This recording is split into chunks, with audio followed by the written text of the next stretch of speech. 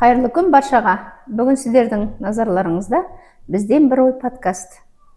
Бүгінгі подкастымыздың тақырыбы 5 сыныптағы сезімдер әлемі деп аталады.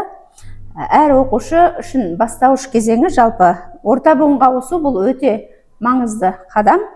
Бұл кезеңде балалар тек сынып қана ауыстырып қоймайды, олардың ойлауында, сөйлеуінде, жалпы орта буында өз орнын табуында үлкен өзгерістер болады. Яғни мұғалімдермен, сыныптастарымен, ата-аналармен қарым-қатынаста жаңа деңгейге өтеді. Ендеше бүгін оқу жылы аяқталу қарсаңында жалпы жыл бойы осы 5 сыныптың бейімделу өмірі қалай өткендігі жайында біздің 5 сынып оқушылары бастарынан кешкен қуаныштары мен қиындықтарын өздерінің аузымен қазір сіздерге әңгімелеп баяндап беретін болады. Ендеше бүгінгі подкасттың қонақтары мектеп гимназиямыздың 5 сынып оқушылары Отарбай Ернияз, Ақбалаш Айбибі, Шайхислам Диана және де Анарбай Нұрисламдар. Қош келіпсіздер, балалар. Рахмет, тамаша. Ендеше сіздерге ең әуелгі сұрақ, жалпы бастауыш сыныптан 5 сыныпқа, яғни орта буынға келдіңіздер ғой сіздер. Жалпы сол кезде сіздерде қандай әсер болды? 5 сыныпта оқыған қандай екен, жалпы өздеріңіз қандай көңіл күйдесіздер? Сол жайында қандай өзгерістер болды жалпы 5 сыныптың бойында? Қиындықтар болды ма? Кілең қуаныштар болып отырды ма? Қандай бейімделулер болды сіздердің бойларыңызда? Сол жайында кішкентай өздеріңіз бөліссеңіздер. Мен ойымша 5 классқа көшкен күшті деп ойлаймын. Себебі бір кабинетте өзін ішін пысады. Мысалы, отыра берсең, ал 5 классқа келгеннен кейін әр кабинетке бара бересің. Және де ең жаманы, ол сенің 4 класста, 3 класс сені оқыған апайың кетеді. Ал 5 класста жаңадан апай келеді. Мен ойымша 5 класс күшті деп ойлаймын. Және де 5 классы көңілді жағдай және де көңілсіз жағдайлар болып тұрады. Мен ойымша 5 сыныпта маған өте қатты ұнады. Кейбір қиындықтар болды, бірақ ол қиындықтарды мен аттап өттім. Маған осы 5 сыныпта өте қатты ұнайды. Тамаша, керемет. Сіздерде қандай ой айта аласыздар?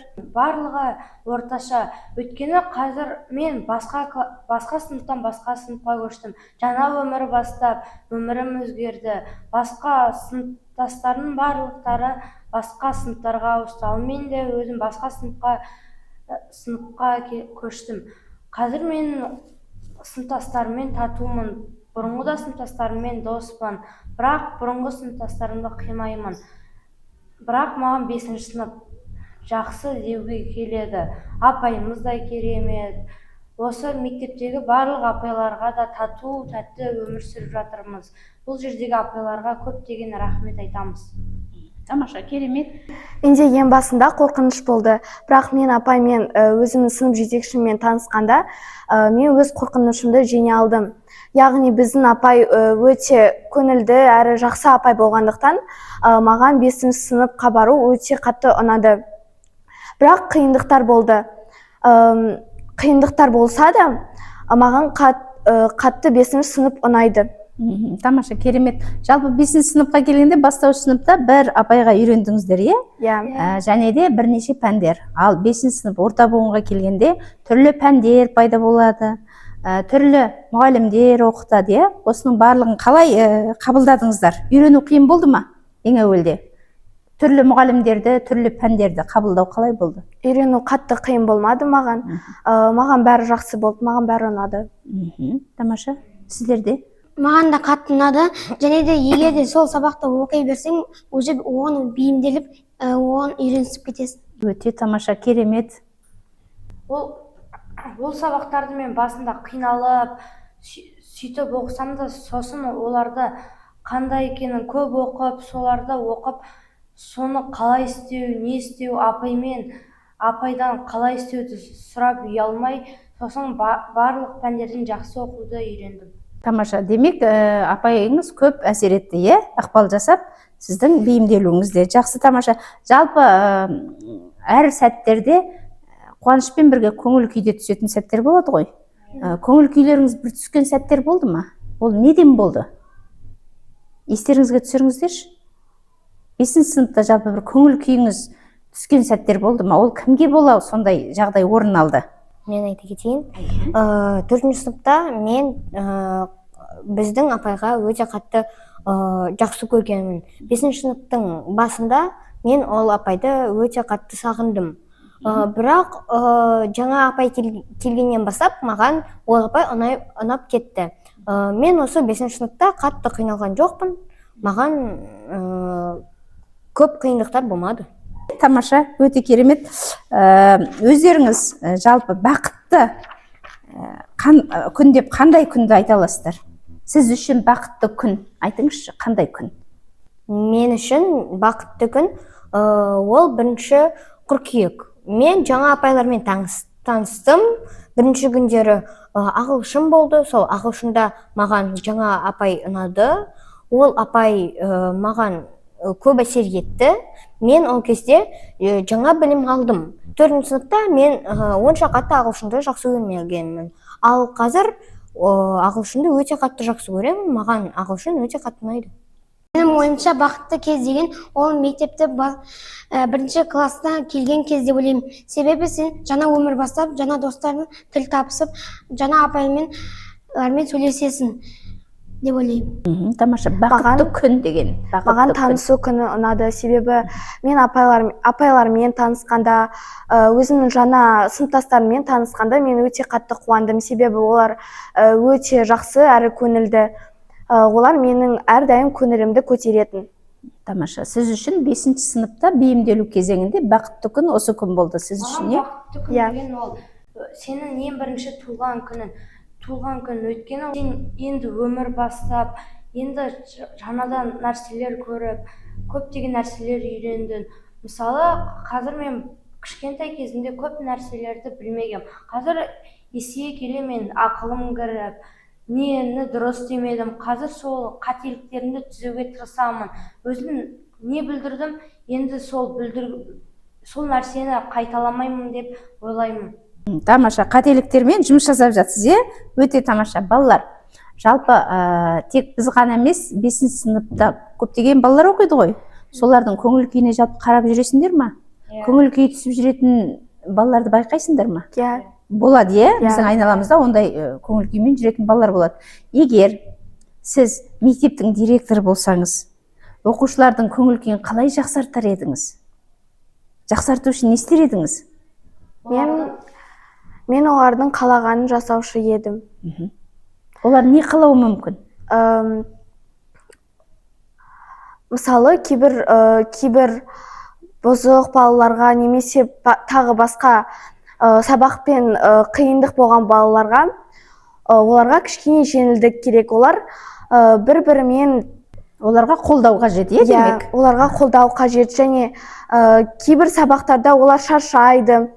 Сол үшін оларға өздерінің қалайтынын және де олардың көңіл күйін көтеруші едім. Қалау бойынша жұмыс жасайтын едіңіз, е? Балаларға не ұнайды, осы бойынша, е? Тамаша. Сіз жаңа бұзық деген бір айтып қалдыңыз ғой, бұзық балалар.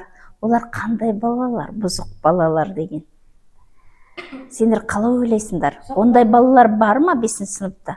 Көп жерде кездеседі. Мысалы, олар бұзық балалар дегеніміз олар өте ерке, тәлпіш балалар. Өйткені олар біреуге тиісуді ғана жамандауды ойлайды. Мысалы, ұл мен қыздың арасында да көбінесе кездеседі. Мысалы, ұлдар қыздарды мазақтап тиіседі. Ал қыздар ренжіп қалады. Сол қыздар мен ұлдардың арасындағы ұрыс-керіске жатады. Сол кезде қыздар мен ұлдар бір-біріне ренжіп, бір-бірін жақтырмай қалады. Сол үшін ұлдар мен қыздар бірінші тату-тәтті өмір сүру керек. Тағы да басқа нәрселер жатады. Мысалы, сен бастауыш сыныптағы достарын, сыныптасын, апайынды сағынасың. Мысалы, кейбірлері басқа жерге, басқа қалаға көшіп жатады. Мысалы, біреу кетіп қалған кезде сен оны сағынасың. Бір досыңды қатты сағынып күтесің, ол келмейді. Бірақ соның орнына да жаңа дос тауып, бір-біріңді ойлап, қасында екені түсінікті екені түсінікті, ол басқа жерде болса да ол сенің жүрегіңде қалады досың. Сол үшін досыңды қайдасың деп іздей бермей, ол сенің жүрегіңде екені түсінікті. Өте тамаша, керемет. Жалпы балалар, осы жылы 5-ші сыныпта аяқтайын деп жатсыздар ғой. Осы жылы жалпы бір ерекше бір қуанышты сәтіңізді есіңізге түсіріңізші. Ерекше сіз үшін осы 5-ші сыныпта жүрегіңізде қалатындай бір ең қуанышты күн. 5-ші сыныпта маған өте қатты ұнаған күн, ол бізді марапаттаған күн. Мен мәнерлеп оқудан 1-ші орын алғанда мен өте қатты қуандым. Біздің сыныпта мен үшін өте қатты қуанды. Себебі біз бәріміз біріміз үшін қатты бір-бірімізді жақсы көреміз. Бізде ұрыс-керіс деген көп болмайды, кейде болып тұрады, бірақ біздің сынып өте тату-тәтті болады. Тамаша. Сіздерде қандай ой? Ең қуанышты күн сіздің есіңізде қалатын осы жалпы мектеп өмірінде, әсіресе осы 5-ші сынып жылы осындай бір қуанышты күн болып еді менде деп бір есіңізде қалатын күн бар ма? Сыныппен байқауға дайындалған күн. Біз сыныппен байқауға дайындалғанда бәріміз тату болып, бәріміз бірге жұмыс істедік. Бәріміз бірге жұмыс істеген маған өте қатты ұнады. Тамаша. Және сол бәріміз бірге жұмыс істегеніміздің арқасында біз 1-ші орын алдық. Тамаша. Менің ойымша ең бақытты күндер ол менің достарымның туған күндері деп ойлаймын. Себебі сен ол достарына туған күнін атап, оны құттықтап, оған әдемі сөздер айтып, оған сыйлықтар алып келесің деп ойлаймын. Сен үшін өте есте қалатын ең қуанышты күн, достарыңмен өткізген сәт ең қуанышты күн. Өте тамаша балалар. Балалар, жалпы біз тақырыптың өзі біздің 5-ші сыныптағы сезімдердің әлемі деп атап отырмыз ғой. Ендеше біз жалпы 5-ші сыныптағы сезінген эмоцияларымызды, сезімдерімізді бөлісіп жатырмыз. Жалпы осы 5-ші сыныпта есіңде қалған бір қиын жағдай бар ма? Менде бар. Айта қойыңыз.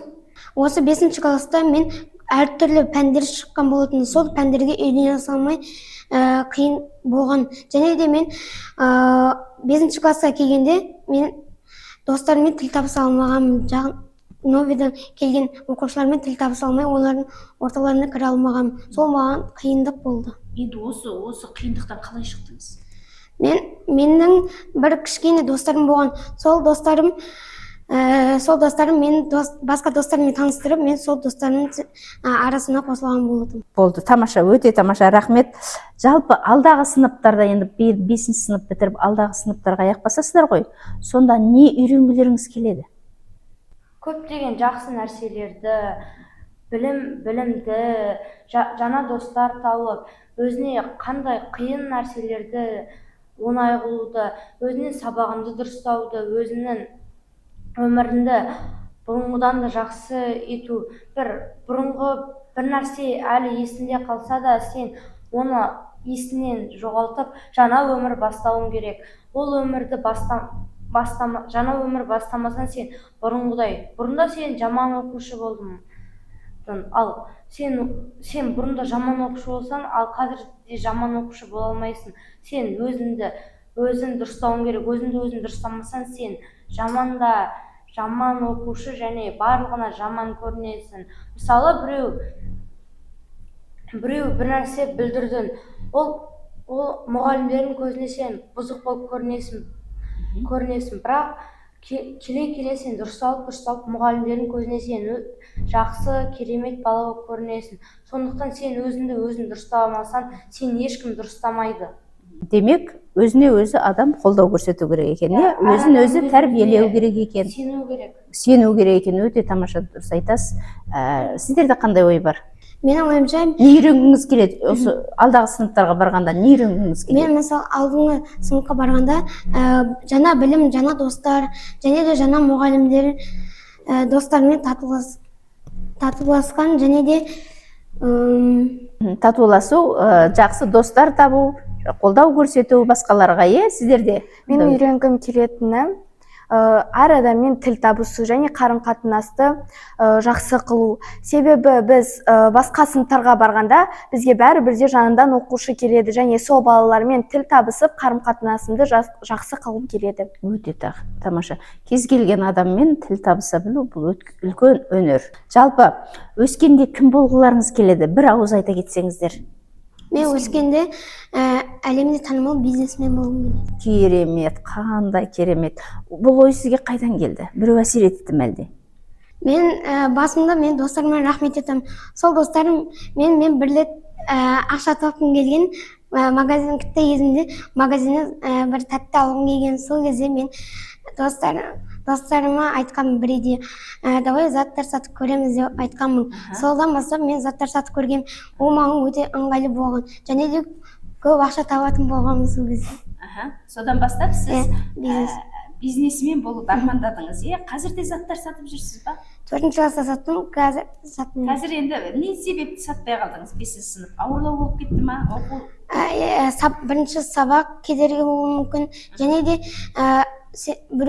біреу сен андай жалоба тастауы мүмкін саған, мысалы, неге менің баламның ақшаны жеп жүрсің деген сияқты. Тамаша. Демек сіз бизнесмен болуға ойыңыз, қырыңыз бар, Жақсы, тамаша. Сіз? Мен өскенде КМБ жұмыскері болғым келеді. КМБ қызметкері болғым келеді. Өте тамаша. Мен кішкентай кезімде менің әкем бұрын полицияда жұмыс істеген. Мен кез келген адамды тауып аламын. Мысалы, егер де ол өтірік айтып тұрса, мен біле аламын. Сен өтірік айтып тұрсың. Мен алдап тұрғым келіп тұр деймін.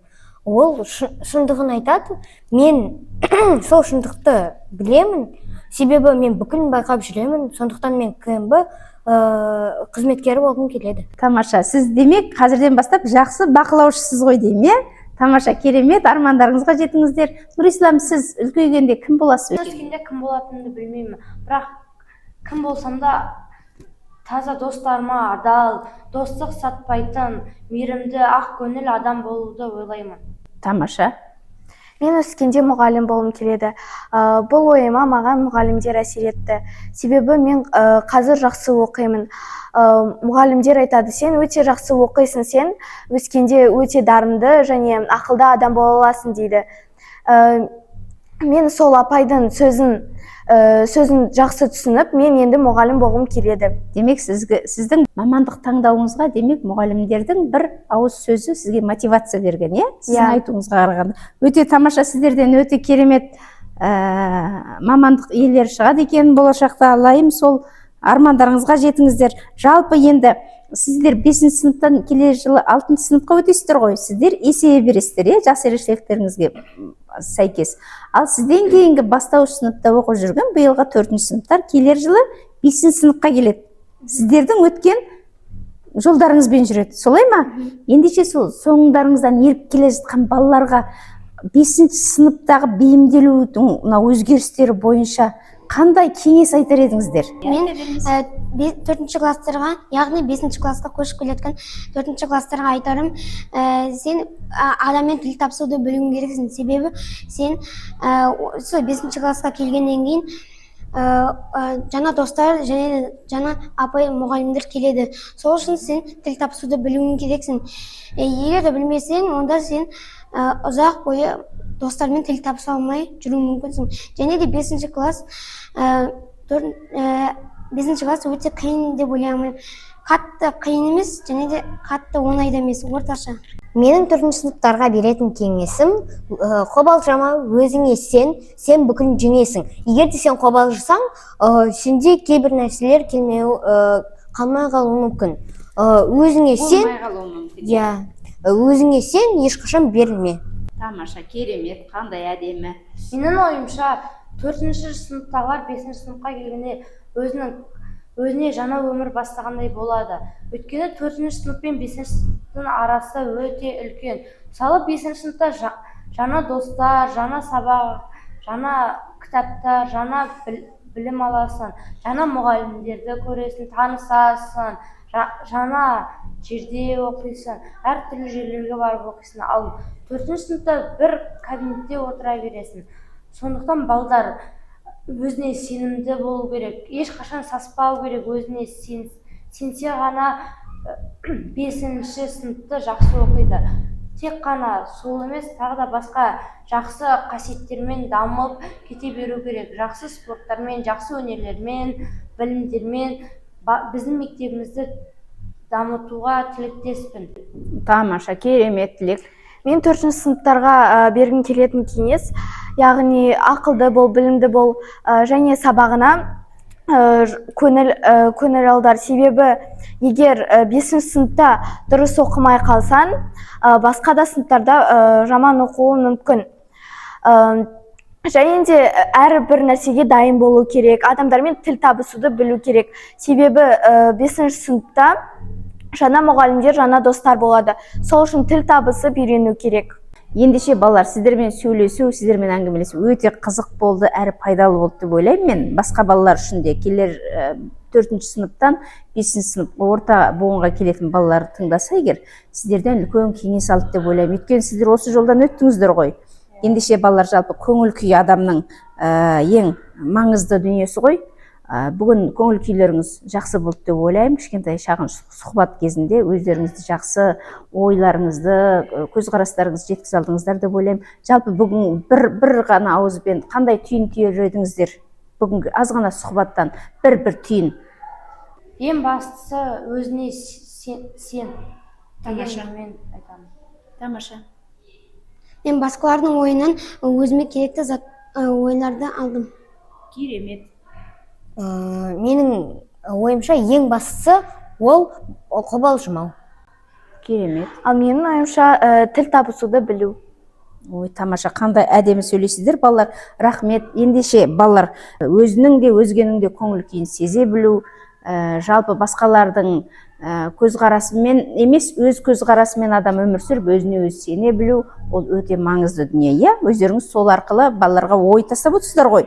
Өздеріңізді жақсы көру, өздеріңіз жетелеу, өздеріңіз қалыптастыру, осы өте маңызды екенін түсіндірдіңіздер. Ендеше әркез осындай позитивпен, үлкен жақсылықтармен, жақсы бір жағымды эмоциялардың жетегінде ары қарайғы 6-шы сыныпты да керемет аяқ басып 6-шы сыныпты да жақсы көңіл күймен, жақсы білім үйреніп, жақсы өнермен танылады деп ойлаймын. Сіздерді ары қарай бір-бірімізге әркез жүрек жылуын бөлісіп, сыйлап, бір-бірімізді қолдау көрсетіп жүрейік.